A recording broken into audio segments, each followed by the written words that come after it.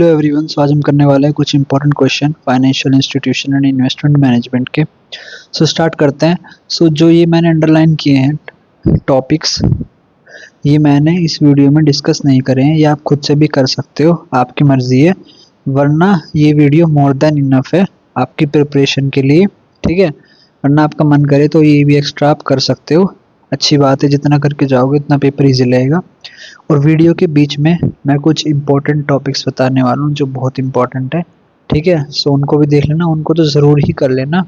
Start करते हैं video को। और हाँ, चैनल को सब्सक्राइब करवा देना, जल्दी से 1000 करवा दो सब्सक्राइबर्स। और कमेंट भी कर देना कि आपका पिछला पेपर कैसा गया।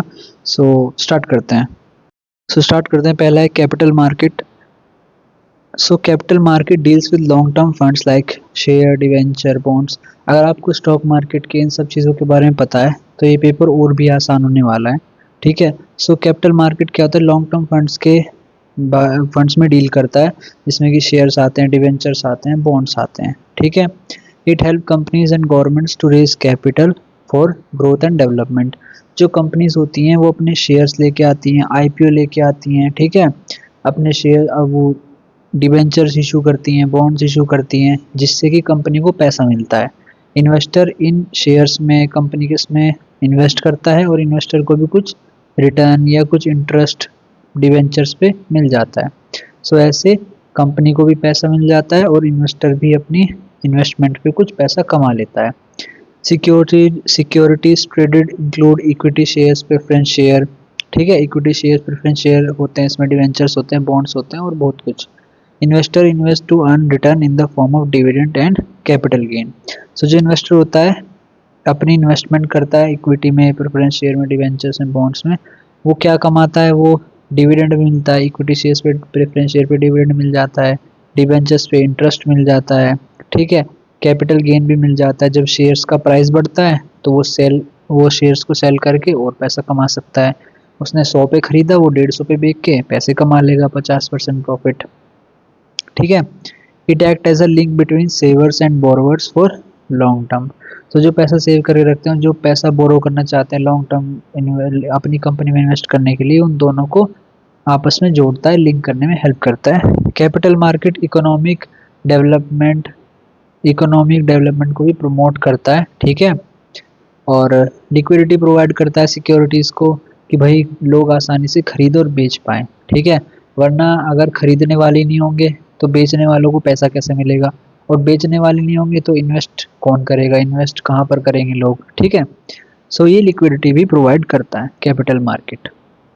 नेक्स्ट है stock exchange. Nature, structure, functioning and limitation. Nature क्या होता है? स्टॉक एक्सचेंज क्या होती है? वो एक ऐसा ऑर्गेनाइज मार्केट होता है, एक प्लेटफॉर्म होता है जहाँ पर आप सिक्योरिटीज़ को खरीद और बेच सकते हो।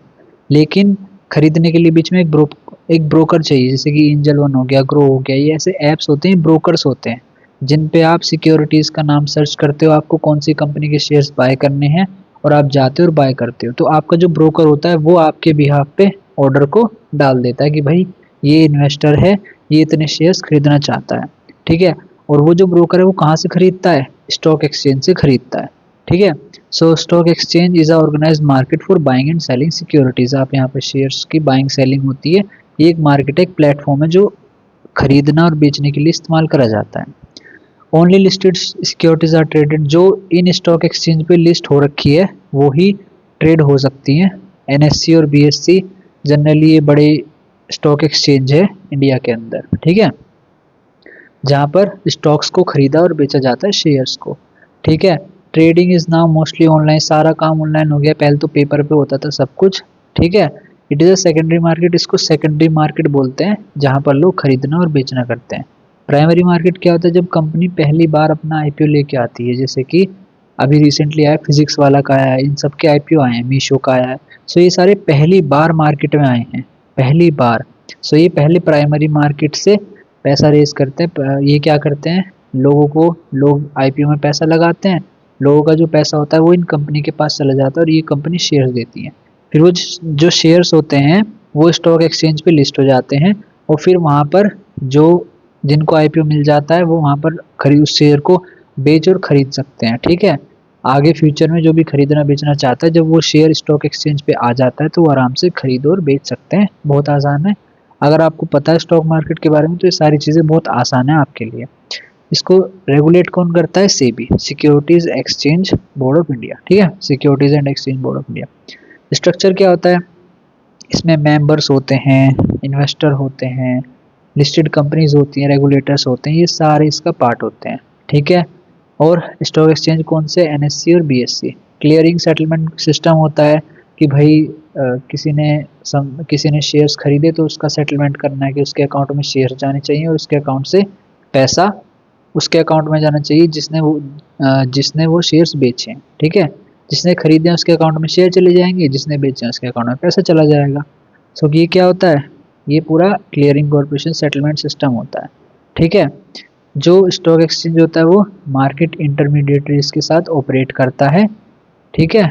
और ये एक using trading terminal and online platform, ठीक है, एक प्लेटफॉर्म होता है ऑनलाइन, वहाँ पर बाइंग एंड सेलिंग होती है सिक्योरिटीज़ की, ठीक है। आगे करते हैं। नेक्स्ट है फंक्शनिंग। फंक्शनिंग ईजी है भाई। बाइंग एंड सेलिंग होती है ऑर्डर्स की, किसके थ्रू? ब्रोकर्स के थ्रू। आप कोई भी ब्रोकर का ऐप ले लो, जैसे ए ब्रोकर है, ठीक है।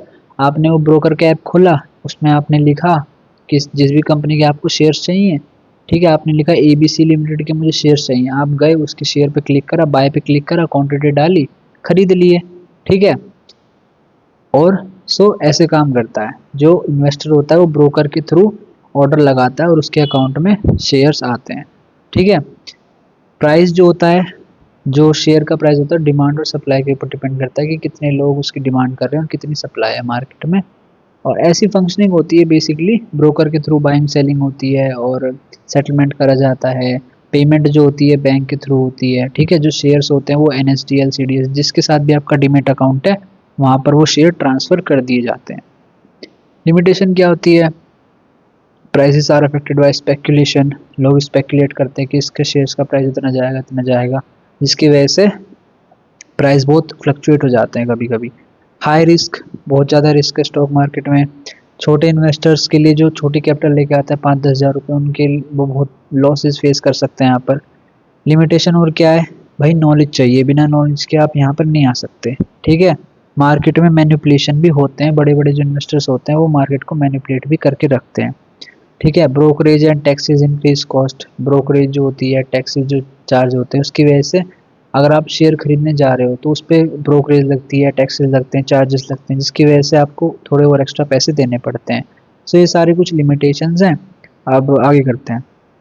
नेक्स्ट है new issue market, primary market, जहाँ पर फर्स्ट टाइम सिक्योरिटीज़ को इशू करा जाता है, ठीक है। जैसे कि IPO, FPO, राइट इशू, ये सारे क्या होते हैं? ये सारे प्राइमरी मार्केट में इशू करे जाते हैं, ठीक है।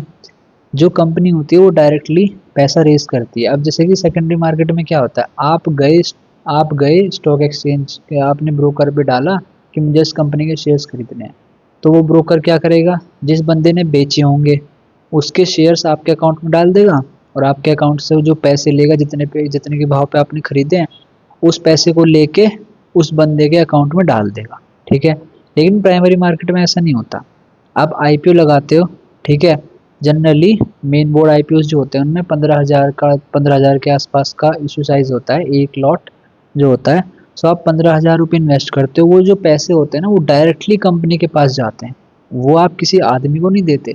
लेकिन स्टॉक एक्सचेंज में क्या होता है कि आप किसी दूसरे आदमी से खरीदते हो, दूसरे आदमी को बेचते हो, उससे खरीदते हो, ये होता है। लेकिन न्यू इश्यू मार्केट में आप डायरेक्टली कंपनी को देते हो और कंपनी से शेयर्स को खरीदते हो। उसके बाद जब वो शेयर्स आपके अकाउंट में आ जाते हैं, वो आपके जो कंपनी होती है, अगर आपको IPO मिल जाता है तो वो आपके डीमेट अकाउंट में डाल देती है। फिर आप उसको लिस्टिंग वाले दिन उन शेयर्स को सेल कर सकते हो सेकेंडरी मार्केट में, जब वो स्टॉक एक्सचेंज पे लिस्ट हो जाते हैं, ठीक है। It helps in capital formation, वही it is regulated by SEBI, SEBI इसको रेगुलेट करती है। प्राइसेस जो होते हैं वो कंपनी के द्वारा और मर्चेंट बैंकर्स के द्वारा फिक्स करे जाते हैं, ठीक है। जब सिक्योरिटीज़ इशू करी जाती है तो वो ट्रेडिंग उनकी स्टॉक एक्सचेंज पे ट्रेडिंग स्टार्ट हो जाती है। सो जो ये है ना regulatory mechanism SEBI and it's guidelines, ये बहुत ही इंपॉर्टेंट है, इसको कर लेना।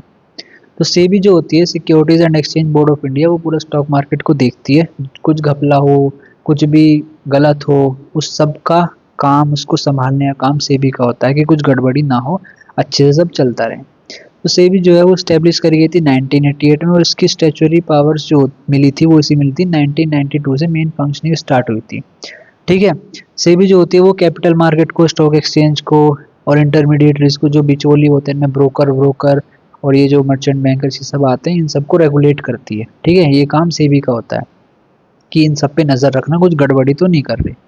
ठीक है।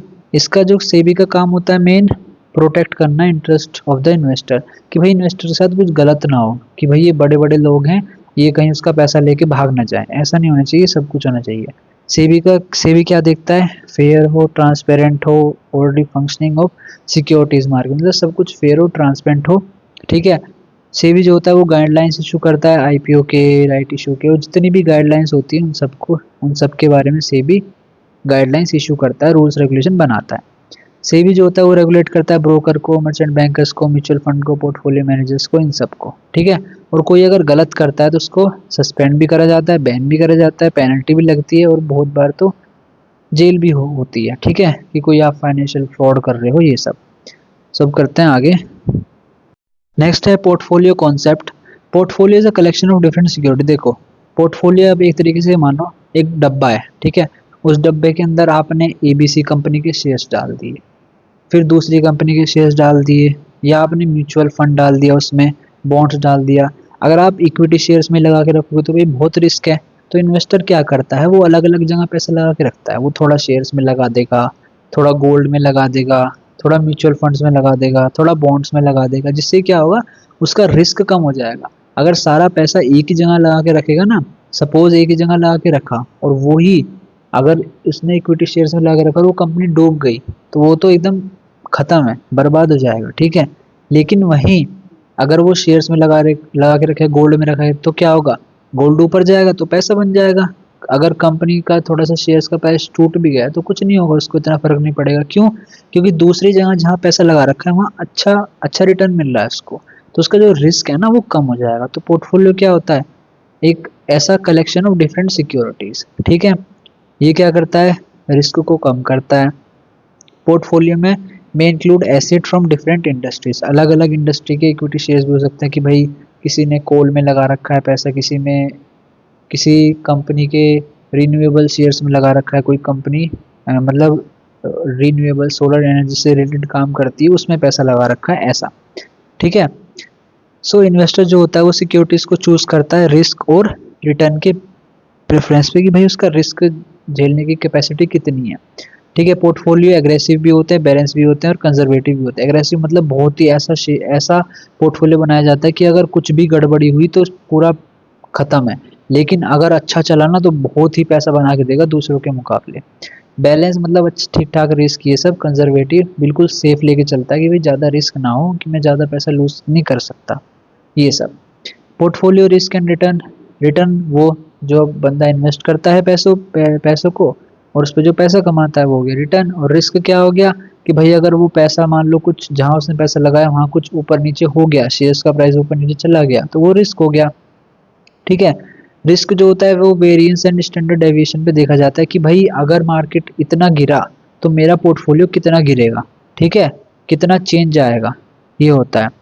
Portfolio risk is less than individual securities due to diversification. So जो पोर्टफोलियो होता है ना, उसका रिस्क कम होता है। क्यों कम होता है? क्यों? क्योंकि वो बंदा जो होता है वो 50 जगह या 10 जगह अलग अलग जगह पैसा लगा के रखता है। अगर एक जगह कहीं खराब पैसा डूब भी गया तो बाकी जो 9 जगह लगा हुआ है वहाँ पैसा बन जाएगा उसका। ठीक है। Market risk can not be avoided but unsystematic risk can be reduce. ठीक है, मार्केट का जो रिस्क है उसको अवॉइड नहीं करा जा सकता, पर कुछ भी अनसिस्टमेटिक रिस्क जो होता है, जो कभी भी आ सकता है, उसको कम करा जा सकता है। कैसे भाई? डाइवर्सिफाई कर दो, 4-5 जगह पैसा लगा दो, बच जाओगे। ठीक है। ये सब पोर्टफोलियो रिस्क एंड रिटर्न, इसको अच्छे से पढ़ लेना। ये मैंने छोटे छोटे बस बेसिक सा ओवरव्यू मिल जाए आपको कि भाई क्या होता है, तो आप बना के भी लिख सकते हो अपनी तरफ से। नेक्स्ट है सिलेक्शन ऑफ पोर्टफोलियो। पोर्टफोलियो कैसे सेलेक्ट करा जाता है? भाई जो इन्वेस्टर है वो कितना रिस्क झेल सकता है, कितना नुकसान झेल सकता है, उसके बेस पे करा जाता है। ठीक है। पोर्टफोलियो सेलेक्ट जो करा जाता है वो कैसे सेलेक्ट करा जाता है? सबसे बेस्ट कॉम्बिनेशन ऑफ सिक्योरिटीज़, सबसे अच्छी अच्छी कंपनी, सबसे अच्छे अच्छे जहाँ पर इन्वेस्टमेंट हो सकता है उन सबको, जैसे कि गोल्ड में लगा दिया या किसी बड़ी कंपनी में लगा दिया फाइनेंस की जिसका आगे फ्यूचर है, ऐसी जगह पैसा लगा दिया। ठीक है, सो ये इन सबको मिला के एक पोर्टफोलियो बनाया जाता है, सेलेक्ट करा जाता है। ठीक है, investor aim to maximise return. Investor का मेन फोकस क्या होता है, ज़्यादा से ज़्यादा पैसा कमाए कम से कम रिस्क पे। ठीक है, पोर्टफोलियो सेलेक्ट करने के लिए बहुत सारे मॉडल्स होते हैं, बहुत सारे तरीके होते हैं जिनको देख के पोर्टफोलियो सेलेक्ट करा जाता है। Economic and market condition are consider. Economy कैसी है, अगर भारत की इकोनॉमी अच्छी है तो इसका मतलब जो कंपनीज हैं जिसमें वो बंदा पैसा लगाने वाला है वो भी आगे बहुत ग्रोथ करने वाली हैं। ठीक है, सो इकोनॉमिक कंडीशन भी बहुत इंपॉर्टेंट हो जाती हैं। ठीक है, continuous review and rebalancing is required. Continuous देखा जाता है कि जो हम जिस जगह पे हमने पैसा लगा रखा है वो अच्छे से रिटर्न मिल रहा है कि नहीं मिल रहा है, कंपनी कैसा परफॉर्म कर रही है। अगर कोई कंपनी खराब चल रही है तो उसका शेयर्स को बेच के वो कहीं और पैसा लगा देंगे दोबारा से। ये मॉडल CAPM मॉडल यूज़ होता है, APT RE ऐसे ऐसे मॉडल यूज़ करे जाते हैं पोर्टफोलियो सेलेक्ट करने के लिए। ठीक है, ये सारा स्टैटिस्टिकल होता है, मतलब एक न्यूमेरिकल्स करे जाते हैं अलग अलग, जिसके बेस पे डिसाइड करा जाता है पोर्टफोलियो क्या रखना है। कैपिटल मार्केट थ्योरम क्या होता है, CMT explain relationship between risk and return in capital market. मतलब कि अगर मेरा 10 रुपये का रिस्क है तो मेरा रिटर्न 5 रुपये का है या 20 रुपये का है, कि भाई मैं 10 रुपये खो के, अगर मैं 10 रुपये लगा रहा हूँ और 10 रुपये अगर लगा के मुझे 20 रुपये मिल रहे हैं तो भाई बहुत अच्छी बात है। ठीक है, आपका जो रिस्क टू रिवॉर्ड रेशियो है वो 1:2 का है। ठीक है, सो मतलब आप 10 रुपये खो के 20 रुपये कमाने को तैयार हो। ठीक है, लेकिन अगर खोगे तो 10 रुपये खो जाएंगे आपके, और क्या होगा ज़्यादा से ज़्यादा। लेकिन वहीं आपने ये सोच के लगाया कि अगर 10 रुपये लगाए तो 20 रुपये आ भी तो सकते हैं। ठीक है, सो रिस्क और रिटर्न के बीच में जो रिलेशनशिप होता है उसको देख के ये होता है, इसके थ्रू पता चलता है कि भाई कितना रिस्क है कितना रिटर्न है कैपिटल मार्केट का। ठीक है, it assume investor can borrow and lend at risk free rate. ठीक है, it is based as Markowitz portfolio theory.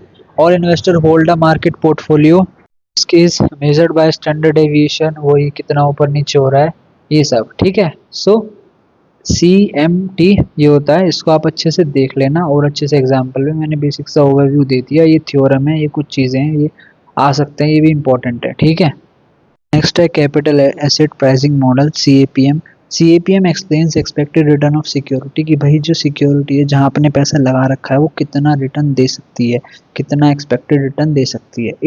It consider only systematic risk, ये सिर्फ सिस्टमैटिक रिस्क को देखता है कि जो आना तय है या आ सकता है। ठीक है, रिस्क इज मेजर्ड बाय बेटा। सिस्टमैटिक रिस्क मतलब वही जो हो सकता है, कंपलसरी ये होगा ही। अनसिस्टमैटिक तो क्या होगा कि जो जिसका कोई अंदाजा नहीं लगा सकता, कुछ भी कभी भी हो सकता है।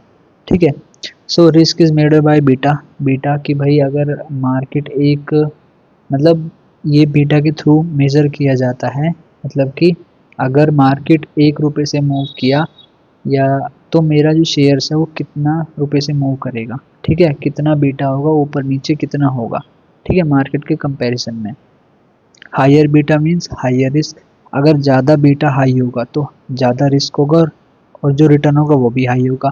कम बीटा होगा तो जो रिस्क है वो भी कम होगा और जो रिटर्न है वो भी कम होगा। ठीक है, it assume investor are rational, ये अज्यूम करता है कि जो इन्वेस्टर है वो नॉर्मल है, रैशनल है, उनको कोई इतनी दिक्कत नहीं है ये सब। ठीक है, used for pricing securities, widely used in investment decision, ये इन्वेस्टमेंट डिसीजन में यूज़ करा जाता है। Risk free rate and market return are use.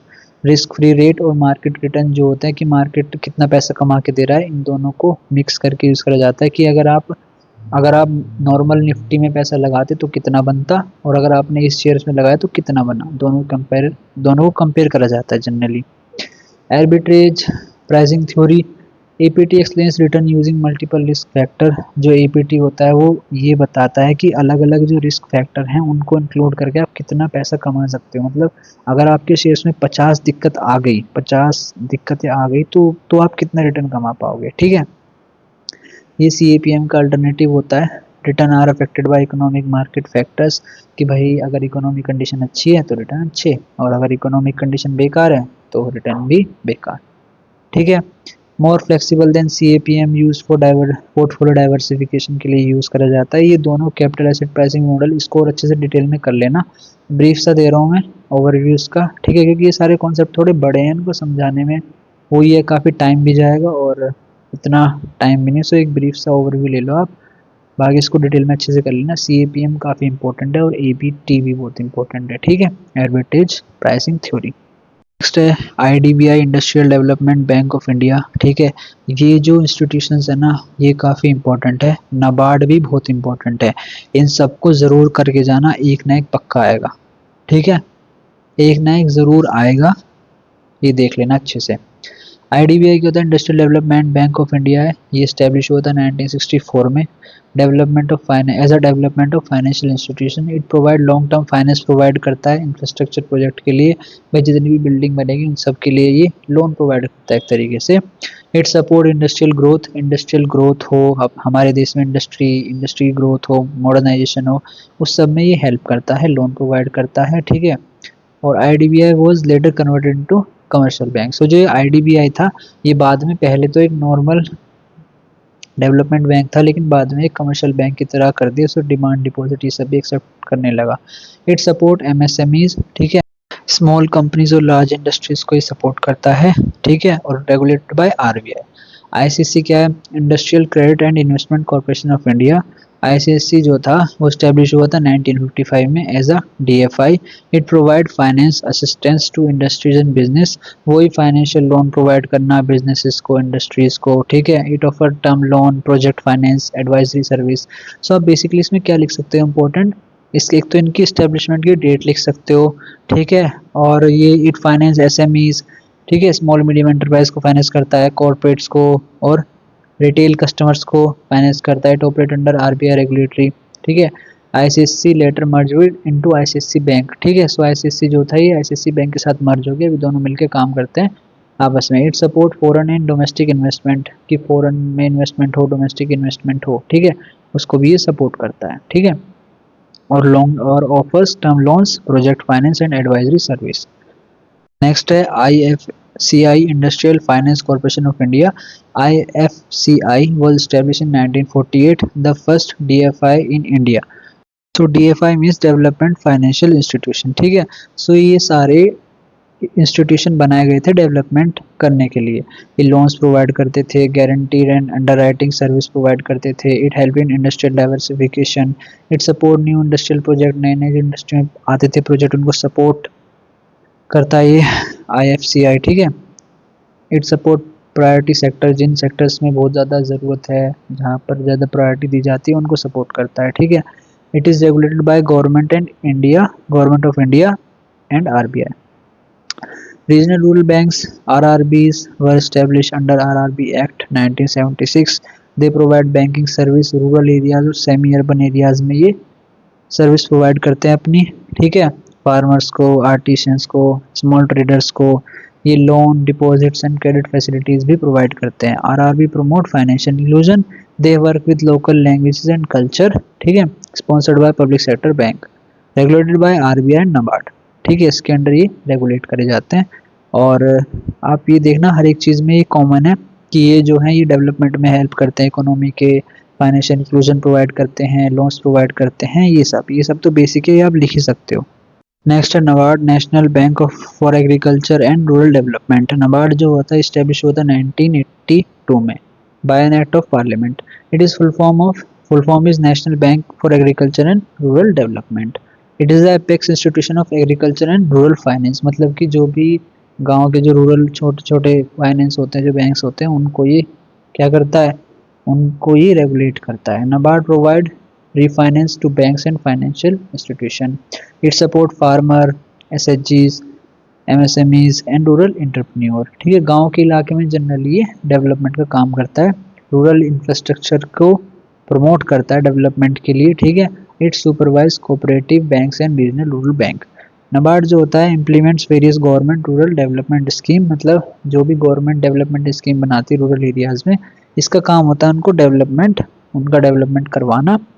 It encourages financial inclusion and self help group, ठीक है। फाइनेंशियल इंक्लूजन, फार्मर्स को loan provide करना, मतलब इन सब को फार्मर्स को लोन मिल जाए, ठीक है, रीजनेबल बैंक के तरफ से। सो ये सुपरवाइज भी करता है कोऑपरेटिव बैंक्स को, इन सब को देखता है, जैसे आरबीआई कमर्शियल बैंक को देखता है, वैसे ही नाबार्ड इन सारे जो रूरल बैंक्स होते हैं इन सबको देखता है कि ये अपना काम सही से कर रहे हैं, जो भी काम इनको दिया जाता है। बहुत इंपॉर्टेंट है, इसको ज़रूर से कर लेना, ठीक है। नेक्स्ट है एनबीएफसीज।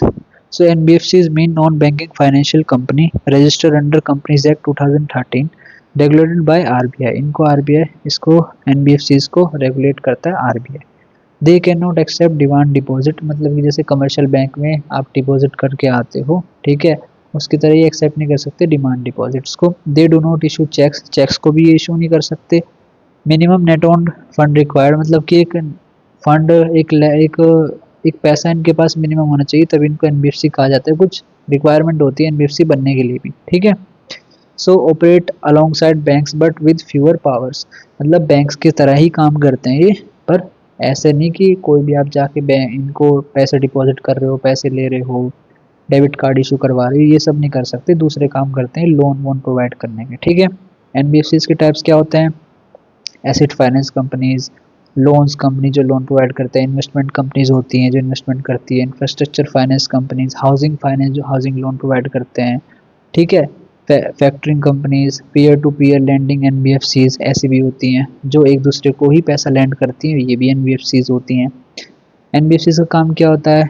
ये पैसा रेज करती हैं डिवेंचर इशू करके और लोन से पैसा कमाती है, डिवेंचर इशू करके पैसा कमाती है। फिर ये क्या करती हैं? इंडिविजुअल और बिजनेसेस को लोन प्रोवाइड करती है, ठीक है।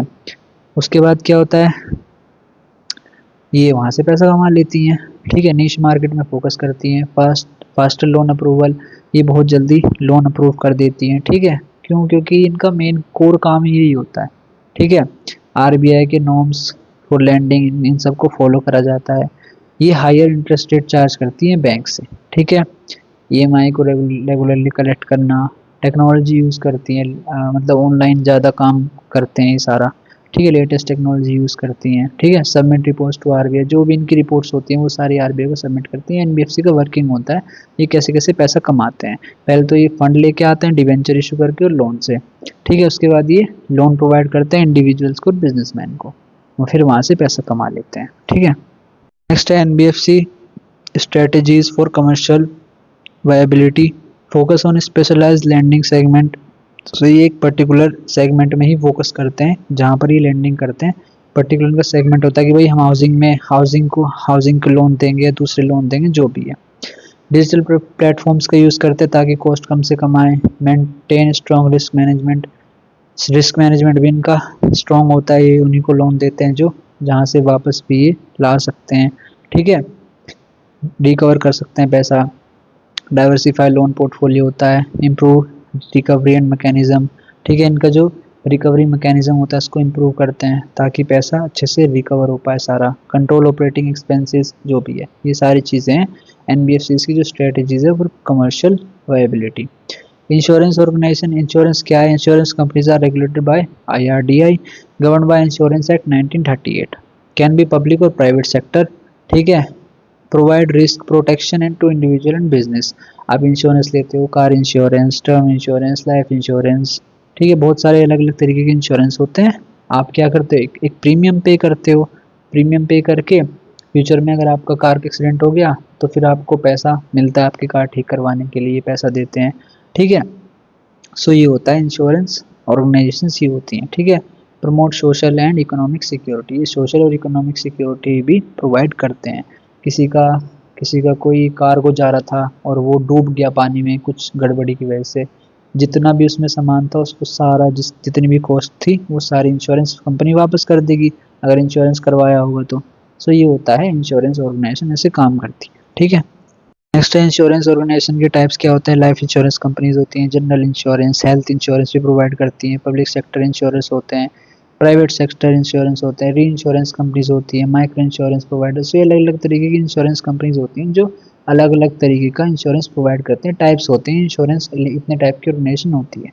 कैसे काम करती है बताया मैंने कि जैसे बताया कि जो पॉलिसी होल्डर होते हैं जो इनकी पॉलिसी लेते हैं कि भाई मुझे कार इंश्योरेंस चाहिए, तो वो बंदा क्या करेगा? इनको पैसा पे करेगा, ठीक है। फिर ये क्या करती हैं, उस पैसे को ना सिक्योरिटीज़ में लगाती हैं, अलग अलग जगह उस पैसे को इन्वेस्ट करती हैं, फिर वहाँ से पैसा कमाती हैं और अपने पास इतना पैसा भी रखती हैं कि अगर कल को कोई बंदा आके अपना इंश्योरेंस क्लेम करने लगे तो उसको पैसा वापस दिया जा सके। सो ये पैसा ऐसी जगह पे इन्वेस्ट करके भी पैसा कमाती है, अपनी जेब में पैसा डालती है। और अगर कस्टमर को कोई फ्यूचर में कोई क्लेम चाहिए, भाई उसकी हेल्थ इंश्योरेंस चाहिए उसको, सो वो उसका भी पैसा देती है, ठीक है। सो ये इंश्योरेंस ऑर्गेनाइजेशन ऐसे काम करती है और ये IRDAI की रेगुलेशंस को फॉलो करती हैं, ठीक है। Insurance regulatory development authority of India, ठीक है, इनके रूल्स को रेगुलेशंस को फॉलो करा जाता है। ये अथॉरिटी इंश्योरेंस सेक्टर को रेगुलेट करती है। नेक्स्ट है लीजिंग। लीजिंग क्या होता है? Leasing is a contract in which the owner gives the right to use an asset to another person. मतलब कि जब भी आप कोई चीज़ लीज पे लेते हो, ठीक है, रेंट पे लेते हो, आपने कार ले ली कुछ पर्टिकुलर टाइम यूज़ करने के लिए और आपने उसका कुछ पेमेंट कर दिया, इंस्टॉलमेंट्स दे दी कि भाई मुझे 1 साल के लिए कार यूज़ करनी है, तो आपने हर महीने कुछ इंस्टॉलमेंट दे दी उसकी, ठीक है। सो ये होता है लीजिंग, एक तरीके से रेंटल करना, ठीक है। लीजिंग क्या होती है? जैसे कि मशीनरी के लिए, व्हीकल्स के लिए, कंपनी में बड़ी बड़ी मशीनरी होती है, वो कंपनी क्या करती है, भाई इससे बढ़िया एक कंपनी 5-10 करोड़ में एक नई मशीनरी लेके आएगी, इससे अच्छा वो 2-3 लाख रुपए में उसको लीज पे ले लेगी, 5-6 लाख पे लीज में ले लेगी। इतनी बड़ी मशीन ला के इतना बड़ा रिस्क क्यों बढ़ाना, ठीक है। सो ये होता है लीजिंग, इसलिए इम्पोर्टेंट होती है। ओनरशिप जो होती है, जिस जो लेसर होता है, जो उसको लीज पे देता है, उसकी ही रहती है, ठीक है। मतलब आपने कार रेंट पे ली तो वो कार की ओनरशिप आपके पास थोड़ी ना है, जिसने दी है उस वो है उसका ओनर, ये होता है, ठीक है। लेसर और लेसी समझ में आ गया? लेसर जो देता है और लेसी जो उस चीज़ को लेता है, ठीक है, उस व्हीकल को, उस मशीनरी को रेंट पे लेता है, वो लेसी हो जाता है, ठीक है। लेस लीजिंग जो होती है वो टैक्स प्लानिंग में हेल्प करती है, क्यों? क्योंकि आप किसी चीज़ को रेंट पे ले रहे हो तो वो एक एक्सपेंस है, एक खर्चा कर रहे हो आप, ठीक है। सो ये टैक्स प्लानिंग में भी हेल्प करता है, ये दिखाता है कि भाई मैं यहाँ खर्चा कर रहा हूँ तो मेरे आप टैक्स कम लगाओ, ऐसा, ठीक है। लीज पीरियड जो होता है वो फिक्स होता है, जो भी एग्रीमेंट में लिखा होता है ये। हायर परचेज क्या होती है? हायर परचेज मतलब कि आप कोई भी गुड्स को खरीदते हो इंस्टॉलमेंट पे कर करके, ठीक है। आपने कोई गाड़ी ली, आप हर महीने इंस्टॉलमेंट पे कर रहे हो, ये हायर परचेज हो गया, ठीक है। ओनरशिप कब जाएगी? जब सारी पेमेंट हो जाएगी गाड़ी की, ठीक है। 10 लाख की गाड़ी ली है, जब पूरा 10 लाख रुपये उसके पास चला जाएगा, शोरूम के पास, जिन्होंने वो गाड़ी बेची है आपको, तब आपकी गाड़ी की ओनरशिप आपके पास आ जाएगी, ठीक है। Instalment include principal and interest. So principal और इंटरेस्ट भी पे करा जाता है। जनरली ये व्हीकल्स के लिए, अप्लायंसेस के लिए, मशीनरी के लिए यूज़ करा जाता है। और जो मेंटेनेंस कॉस्ट होती है वो किसके हाथ में आती है? भाई आप कोई गाड़ी लेके आए, ठीक है, लोन पे ले गए, EMI पे जो भी लेके आए आप, तो उसकी मेंटेनेंस और रिपेयर कॉस्ट तो आप ही कराओगे ना। लेकिन लीजिंग में क्या होता है, अगर मशीन खराब वराब हो गई तो जो ओनर है वो ठीक करा के देगा, ठीक है, ये होता है। सो हायर परचेज और लीजिंग में डिफरेंस समझ में आ गया, काफ़ी इंपॉर्टेंट है, इसको भी कर लेना। लीजिंग और हायर परचेज में डिफरेंस आ जाता है, ये क्या फ़र्क होता है दोनों में। नेक्स्ट है types of lease and their implication. Financial lease होती है, ऑपरेटिंग लीज होती है। फाइनेंशियल लीज और लॉन्ग टर्म के लिए होती है। नॉन कैंसिलेबल लीज होती है, इसको आप कैंसिल नहीं कर सकते बीच में कि भाई मुझे ये करना है, मशीन भी हटानी है, वरना पेनल्टी पे करनी होती है आपको बहुत ज़्यादा, ठीक है। So financial lease generally long term के लिए होती है, जैसे कि आपने कोई मशीनरी ली और मशीनरी की जो लाइफ है वो है 15 साल की लाइफ है, आपने मशीनरी 10 साल के लिए, 12 साल के लिए ले ली। मतलब कि फाइनेंशियली इतनी लॉन्ग टर्म होती है कि जो लाइफ, जो उसकी एसेट की साइकिल होती है ना, जितना वो यूज़ हो सकता है उतना ऑलमोस्ट कवर हो जाता है, इतना लंबा तक लीज ले लेते हैं फाइनेंशियल में। ऑपरेटिंग लीज शॉर्ट टर्म के लिए होती हैं, ठीक है। और जो lessee bears maintenance and insurance cost, तो जो लेसी होता है जो उसको रेंट पे लेके आता है, वो सारी मेंटेनेंस एंड इंश्योरेंस कॉस्ट देखता है फाइनेंशियल लीज में। लेकिन ऑपरेटिंग लीज में भाई वो शॉर्ट टर्म के लिए ले रहा है ना, तो जिस बंदे ने उसको रेंट पे दिया ना, जो ओनर है, वो ठीक करा के देगा, क्यों? क्योंकि शॉर्ट टर्म के लिए, लॉन्ग टर्म के लिए तो एक तरीके से उसी की हो गई, ठीक है, ऐसा। डोमेस्टिक लीज, एक डोमेस्टिक लीज होती है कि हमारे देश की कंट्री के अंदर ही जो हो रहा है कि जो लेसर और लेसी है वो सेम कंट्री के हैं, ठीक है। और एक होती है इंटरनेशनल लीज कि आपने बाहर के देश से कोई मशीनरी मंगाई, या बाहर के देश के आदमी को पेमेंट कर रहे हो मशीनरी की लीज की, ठीक है, ये होता है international lease. Domestic lease, financial और ऑपरेटिंग लीज भी समझ में आ गई होगी, ये होता है, ठीक है। अब आगे करते हैं। मैं आपको बेसिक से ओवरव्यू देके चल रहा हूँ क्योंकि ये सारे जो कॉन्सेप्ट है ना ये बहुत आसान है समझने, ईजी है। ठीक है, आपको एक बार सुन लोगे ना तभी समझ में आ जाएंगे। कंज्यूमर क्रेडिट क्या होता है? भाई जो कंज्यूमर होता है ना वो उधारी पे जो सामान लेता है। Consumer credit means buying goods service now and paying later, वही कि अभी ले लो बाद में पे कर देंगे। ठीक है, रीपेमेंट जो होती है वो इंस्टॉलमेंट ईएमआई के थ्रू करी जाती है। जो कंज्यूमर क्रेडिट होता है वो जनरली अपने पर्सनल कंजप्शन के लिए यूज़ करते हैं। भाई आप फ़ोन लिया ईएमआई पे, टीवी ले लिया ईएमआई पे, छोटी छोटी चीज़ों को लोग ईएमआई पे ले लेते हैं। क्यों? अभी बाय नहीं कर सकते, बाद में थोड़ी थोड़ी इंस्टॉलमेंट पे करते रहेंगे। ये होता है कंज्यूमर क्रेडिट का कॉन्सेप्ट। ठीक है, जनरली चीज़ों को ईएमआई पे खरीद लेना, इससे स्टैंडर्ड ऑफ लिविंग तो बढ़ जाता है, पर ये अच्छी बात नहीं है कि आप इतनी छोटी छोटी चीज़ों को ईएमआई पे ले रहे हो। ठीक है, सो फिर आप लो ही मत भाई, जब आपके पास एक फ़ोन लेने के लिए भी पैसे नहीं है वो भी आप ईएमआई पे ले रहे हो, तो ये कोई अच्छी बात थोड़ी ना है, तो उसको लो ही मत। क्यों? फिर जब आप उसको अफोर्ड ही नहीं कर सकते तो क्यों बेमतलब में अपने एक्सपेंसेस को बढ़ाना। ठीक है, सो ये होता है कंज्यूमर क्रेडिट। वर्किंग कैसे होती है? भाई वही, आपको एक क्रेडिट कार्ड मिल जाता है, क्रेडिट और लोन मिल जाता है। ठीक है, लेंडर जो होता है वो आपकी इनकम और क्रेडिट वर्थिनेस की भाई आप पे कर पाओगे कि नहीं, उसके अकॉर्डिंग वो चेक करता है आपको, फिर लोन प्रोवाइड कर देता है। फिर बाद में आप प्रिंसिपल पे करते हो और साथ में इंटरेस्ट भी पे करते हो। ठीक है, ये होता है, ऐसे कंज्यूमर क्रेडिट काम करता है। यूजेस ऑफ कंज्यूमर क्रेडिट वही ऑनलाइन शॉपिंग में लोग यूज़ करते हैं ईएमआई पे करने के लिए, durable goods TV fridge mobile vehicles के लिए, एजुकेशन एंड पर्सनल लोन भी लेते हैं, इमरजेंसी नीड्स में भी, होम अप्लायंसेस, ऐसी ऐसी जगह कंज्यूमर क्रेडिट को यूज़ करा जाता है। सो ये होता है बेसिक कंज्यूमर क्रेडिट। ठीक है, नेक्स्ट है plastic money. So plastic money क्या होता है? वही debit card, credit card, prepaid card, इन सबको प्लास्टिक मनी बोलते हैं। Made of plastic with magnetic chip, plastic के बने होते हैं, मैग्नेटिक चिप होती है। कैशलेस ट्रांजैक्शन होती है, कैश लेने की जरूरत नहीं, कार्ड स्वैप करो, ये हो गया आपके पेमेंट। ठीक है, ये होता है plastic money. Plastic money easy to carry होता है। ठीक है, बैंक बैंक अकाउंट को और क्रेडिट लिमिट को इन सबको आपस में लिंक कर देता है, आप आराम से खर्चा करो। ठीक है, आजकल की डिजिटल इकोनॉमी में ये बहुत ज़्यादा पॉपुलर है। ठीक है, ये कार्ड इशू करे जाते हैं बैंक्स के और फाइनेंशियल इंस्टीट्यूशन के द्वारा। वर्किंग कैसे होती है? वही कार्ड मिल जाता है आपको, कार्ड को आप स्वाइप करते हो या मशीन में इंसर्ट करते हो, फिर आप पेमेंट कर देते हो। जो चिप होती है वो इलेक्ट्रॉनिकली रीड हो जाती है सारी डिटेल, पिन डालते हो या ओटीपी डालते हो, ये सारा काम हो जाता है, फिर वो सारा वेरीफाई हो जाता है, पेमेंट हो जाती है आपकी सब कुछ। ठीक है, और जो ट्रांजेक्शन होती है वो रिकॉर्ड होती रहती है आपकी, जो भी आप यूज़ करते हो प्लास्टिक मनी को जहाँ भी यूज़ करते हो। बेसिक है तो ईजी है एकदम। Use of plastic money shopping में, ऑनलाइन परचेज में, एटीएम में, कैश विड्रॉल में, bill and utility payment, travel and hotel, ऐसी ऐसी जगह आप यूज़ करते हो प्लास्टिक मनी को। नेक्स्ट है म्यूचुअल फंड्स। क्या होता है? देखो, म्यूचुअल फंड में क्या होता है कि बहुत सारे लोग पैसा डालते हैं, पैसा डालते हैं डब्बे में, फिर एक बड़ा सा इन्वेस्टर आता है, वो उस डब्बे को उठा के ले जाता है और वो आपका पैसा, सबका पैसा इन्वेस्ट कर देता है अच्छी कंपनीज में, जो भी आपने फंड चूज़ करे होते हैं। ठीक है, आपने जहाँ चूज़ करा होता है कि भाई मेरा पैसा यहाँ इन्वेस्ट करना, तो वो इन्वेस्टर वहाँ पैसा डाल देता है उसको। ठीक है, अब mutual fund pools money from many investor, the money is invested in shares bond and other security, जो भी बंदे सेलेक्ट करते हैं।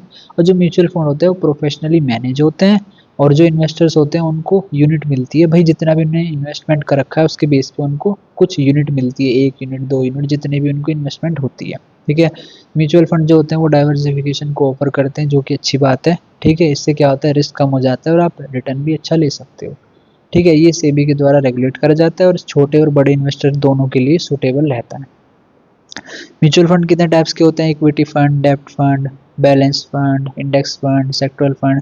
कि भाई आपको किसी पर्टिकुलर बैंकिंग सेक्टर में इन्वेस्ट करना है तो आपका जो पैसा है सारा कहाँ जाएगा? बैंकिंग सेक्टर में। आपको किसी और, आपको निफ्टी में इन्वेस्ट करना है तो आपका पैसा निफ्टी में लगेगा, निफ्टी जितना ऊपर आपका म्यूचुअल फंड भी ऊपर और उतना ही पैसा आएगा आपको। ठीक है, बैलेंस हाइब्रिड फंड होते हैं जहाँ पर थोड़ा सा पैसा डेप्ट में लगाया जाता है, थोड़ा इक्विटी में लगाया जाता है। ये सब सिग्निफिकेंस क्या होता है? ये रिस्क, म्यूचुअल फंड जो होता है ये प्रोफेशनली मैनेज होता है, रिस्क को कम कर देता है, लिक्विडिटी प्रोवाइड करता है, वेल्थ क्रिएशन करता है। भैया आप लंबे समय तक रहोगे इन्वेस्टेड तो आप बहुत अच्छा पैसा बना सकते हो। ठीक है, इजी इन्वेस्टमेंट होता है, छोटी छोटी एसआईपीज के थ्रू आप इन्वेस्ट कर पाते हो। ठीक है, नेक्स्ट है net asset value. NAV shows the value 1 unit of mutual fund. ठीक है, कि भाई आपके पास एक 1 यूनिट की वैल्यू कितनी है ये एनएवी शो करता है। ये डेली कैलकुलेट होता है, एक थोड़ा सा बड़ा कॉन्सेप्ट है, बेसिक्स है इसका ओवरव्यू, आप इसको अच्छे से देख लेना। ठीक है, ये आता है एग्जाम में 2023 के पेपर में आया था एनएवी क्या होता है। Investor buy and sell units at NAV, ठीक है। रिफ्लेक्ट मार्केट वैल्यू, ये कैसे कैलकुलेट किया जाता है, total asset minus total liabilities divide by total units, ठीक है, ऐसे कैलकुलेट करा जाता है। पढ़ लेना इसको, थोड़ा डिटेल्ड कॉन्सेप्ट है, मैं ऐसे ही ब्रीफली बता रहा हूँ, छोटा छोटा आप देख लेना अच्छे से। ठीक है, role of registrar as per SEBI, role of registrar to an issue करते टाइम एक रजिस्ट्रार का रोल क्या होता है। Registrar is an intermediary appointed for public issue. जब भी कोई शेयर्स आता है, इशू होता है मार्केट में, डिवेंचर इशू होते हैं, उसके लिए एक रजिस्ट्रार होता है। ठीक है, ये सारा एप्लीकेशन का काम, सब कुछ सारा प्रोसेसिंग संभालता है। जो भी इन्वेस्टर्स होते हैं जो इसमें इन्वेस्ट करते हैं शेयर्स में, डिवेंचर्स में, उन सब का रिकॉर्ड मेंटेन करके रखता है।